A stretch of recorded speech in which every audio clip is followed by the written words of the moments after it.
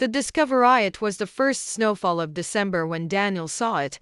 The park was empty, coated in white, except for a bench under the old oak tree and a glint of gold beside it. He walked closer, squinting. A ring, small, elegant, shimmering, under frost. He picked it up gently. It wasn't a cheap trinket, this was something real. Gold, slightly scratched, with tiny engraving on the inside. Forever yours, M. He looked around. No footsteps, no one calling out, no clues. For a full minute, Daniel stood still. In his mind, 100 thoughts raced. Rent was overdue. His shoes had holes. His wallet held a single $5 bill. A pawn shop would pay for this ring, maybe even a few $100.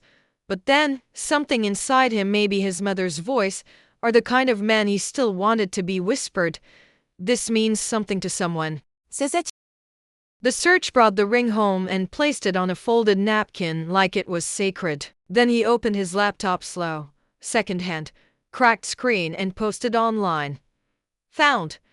Gold ring near Oak Park bench. Has engraving. If it's yours, message me with description.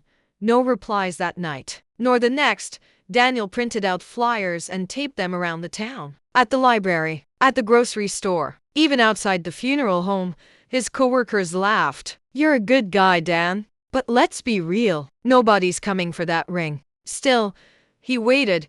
On the fourth morning, just as he was wiping down the counter at the cafe, the door chimed open. A small elderly woman entered. She wore a long blue coat, too thin for winter, and clutched a wrinkled flyer in her hand. Her eyes met his, soft, tired, and searching. "You're the one who found it?" she asked. Daniel nodded. "Can you tell me what the engraving says?" he asked gently. The woman's lips trembled. "Forever yours, M." Her voice cracked. "My name is Margaret Hayes. My husband gave me that ring in 1968. He passed away 10 years ago." Daniel stared at her. No hesitation, no doubt. She described everything. The exact bend in the band, the scratch from the time it got caught on a cabinet, the way it used to shine more when her husband kissed her hand. Daniel placed the ring in her palm. She closed her hand around it and broke down. 3 days passed. Then a letter arrived. No return address, just Daniel's name handwritten. Inside was a scholarship offer. Full ride to a writing residency in New York. Private, prestigious, and known to most, but known by the best. Along with it was a note. "Some stories are never told, but they deserve to be. Thank you for returning mine, M." Hayes, Daniel cried.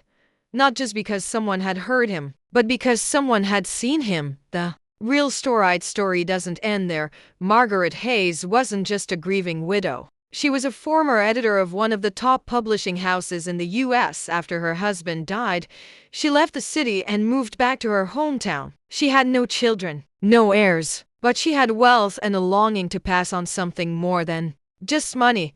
When she saw Daniel's flyer, something told her to find out who he was. She asked around. Everyone said the same thing. Good heart, works hard, keeps to himself, wants to be a writer. She had the means to publish 100 writers, but none of them had returned something as valuable as a memory. In New York, Daniel wrote his first short story, then a second, then a novel. It wasn't a bestseller. It didn't make him famous, but it moved people. Emails started coming in. "Your story reminded me of my father. You made me believe in good again. I cried in my car after reading your words." Daniel never wrote for money. He wrote because the world needed to feel again, and the world quietly, slowly started listening. 10 years later, Daniel stood in front of a packed audience, a modest bookshop in London. He was doing a reading of his latest book, The Ring That Found Me. It was based on Margaret, on love, on honesty, on loss. At the end of the reading, a young man approached him, shy, nervous.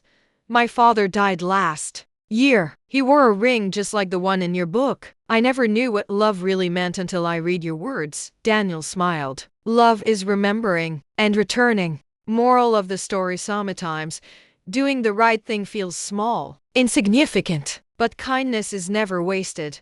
What you return to the world, honesty, love, compassion, always comes back. Maybe not in money, maybe not in applause, but in meaning.